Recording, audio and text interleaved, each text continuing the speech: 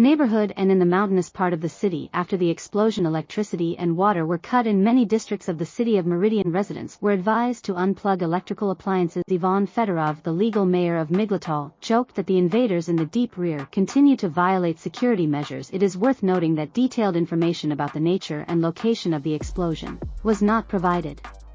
While Berdyansk was groaning with the sounds of explosions, there were also striking moments. In took late last day, airplanes were seen over the Tokmak region. The Russian occupiers were so scared that they decided to fire the S-300 air defense system without identifying the flying object. Footage of the moment the plane flew through the sky and appeared on the internet, followed by photos of enemy equipment already burning on the ground. In the photo was published on the internet, the downed plane was identified as a Russian Su-35 aircraft. The value of the aircraft was about $100 million, and it was quite a tragicomic, but this aircraft was destroyed by the Russian air defense systems themselves. According to residents of the occupied, took an ambulance and 2 other vehicles drove to the place where the plane crashed. The plane itself crashed in a field and burned completely. There has been no official word yet from the Russian authorities on the fate of the plane's crew. However, the Russian aviation Z-blogger fighter-bomber published a photo of the Su-35 with endless flight wishes to the pilot, thus confirming the death of the crew. The enemies understand very well that the Ukrainian armed forces are already in an arm's length from Tokmak, which drives them crazy, especially at night. On the other hand, there was a lot of new news from the Tokmak frontline today. As of now, the main objective of the Ukrainian force is to advance in the direction of Novoprokopivka and Verbova, and as recently confirmed by both Ukrainian and Russian sources, the Ukrainians finally entered these 2 settlements and started the next 2 major battles today. However, several Russian sources claimed that the Ukrainian offensive did not materialize due to heavy Russian artillery shelling. Suggests that the Ukrainians failed to strike the real blow because they suffered heavy losses. A Russian source published a video of Ukrainian equipment destroyed in front of Verbova. The source claimed that the Russians maintained full fire control over the fields and destroyed most, if not all, Ukrainian assault units. In total, the footage shows 28 destroyed armored vehicles, armored fighting vehicles and other equipment, but if we try to find this section of the road, we can see that it's the most heavily fortified area, essentially at the intersection of the first and second lines of Russian defense. So it is clear that the Ukrainians have launched numerous attacks on these dense systems of trench networks, which is why we see equipment losses on the entire section of the road. But the fighting in this area took place between the 1st and 3rd weeks of August. After the Ukrainians crossed and cleared the whole area, the Ukrainians quickly moved towards Verbova and Novoprokopivka. So it turns out that this image is an old image. Russian sources anticipating that the Ukrainians would enter both villages very soon did not publish this footage for a month in order to save it for later information operation.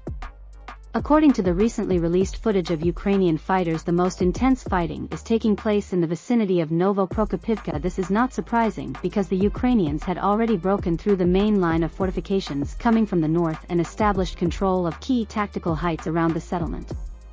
Today, Ukrainian fighters of the 44th Artillery Brigade released a video showing how they destroyed a large number of Russian heavy equipment in and around Novoprokopivka. The first target was a tank for remote mining destroyed by a 155mm shell. The second target was the Russian Mr. B artillery system and ammunition depot. The third target was a D-20 howitzer with ammunition depot. The fourth target was another D-20 howitzer on the outskirts of the village.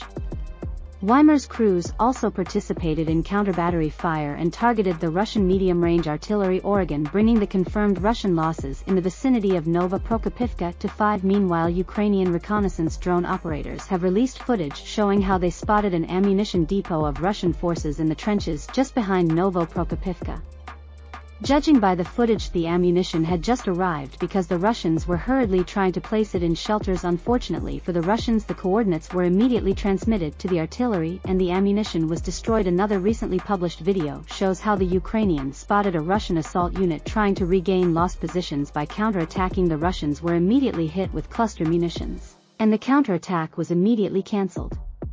So the intensity of the fighting in this small area is incredibly high, even though the Ukrainians have not yet launched another wave of attacks. As you can see, the days are very active and intense on the southern front line. We have been saying for a long time that Crimea is the main reason for the fighting here. By completely clearing the south of the country, Ukraine aims to focus on Crimea more easily. Meanwhile, Ukraine's intelligence agencies hope that the partisan campaign in Crimea can topple the Russian occupier. Ukraine calls this the de-occupation strategy. Crimea is the main supply route for the Russian military to resupply its forces in southern Ukraine. Partisans have launched attacks on Russian infrastructure in Crimea, such as the Black Sea Fleet and supply lines.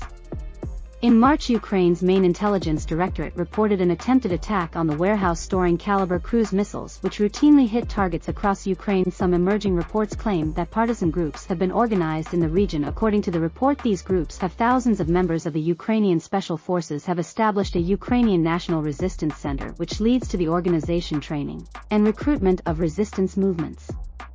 A Crimean Tatar group called Attaché mobilized to undermine the Russian army in the rear and first declared its existence in September 2022. Tatars make up 13% of Crimea's population, but around 85% of those have been arrested by Russian authorities.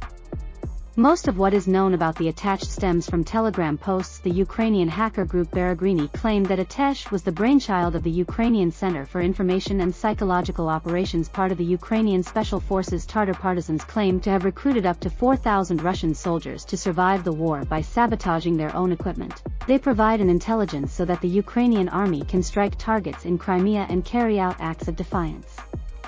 These include hoisting the Ukrainian flag and tying yellow ribbons, are a symbol of Ukraine's resistance to Russian occupation. Fire agents in the Russian army are supposed to provide information to the Ukrainian armed forces in Kiev about their headquarters, warehouses, and equipment. It claimed responsibility for the October 8, 2022 attack on the strategic church, the bridge linking Crimea to the mainland.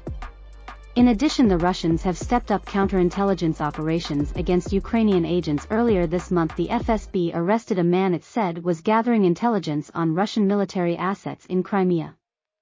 The FSB also arrested another Ukrainian agent who allegedly possessed foreign-made plastic explosives and was allegedly planning to blow up a railroad. In short, Ukraine continues its counteroffensive accompanied by spy war. Thank you for watching us.